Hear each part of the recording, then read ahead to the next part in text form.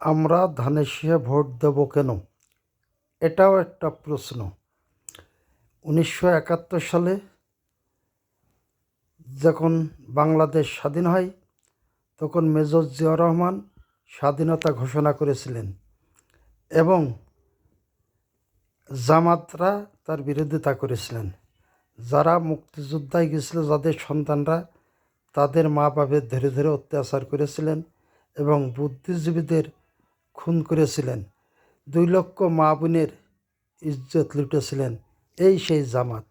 এই জামাতে বাংলাদেশের ভোটে দাঁড়ানোর কোনো অধিকার নেই।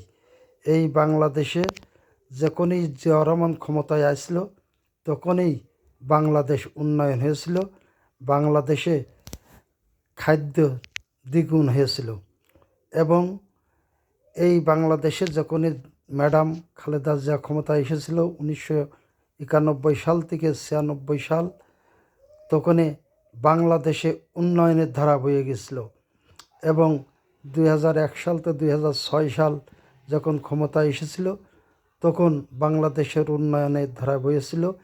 এই খালেদা জিয়া আমাদের ম্যাডাম বাংলাদেশে 10 বছর ক্ষমতায় ছিল, 3বারের প্রধানমন্ত্রী, কিন্তু কোনোদিন তার কোনো একটা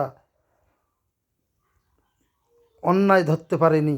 একটা মিথ্যা কেস দিয়ে তার হয়রানি করেছে। তাই আমরা জামাতকে ভোট দেব না। জামাত যুদ্ধ অপরাধী।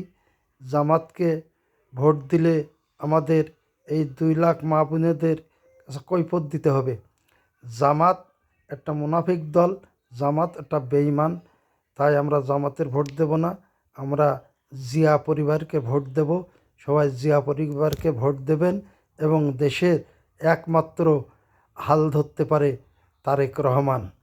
তারেক রহমান ছাড়া বাংলাদেশ চালানোর মতো কোনো ব্যক্তি এখনো তৈরি হয় নাই।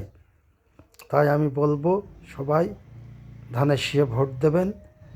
এই বলে আমি আপনাদের কাছে অনুরোধ করছি। ধন্যবাদ।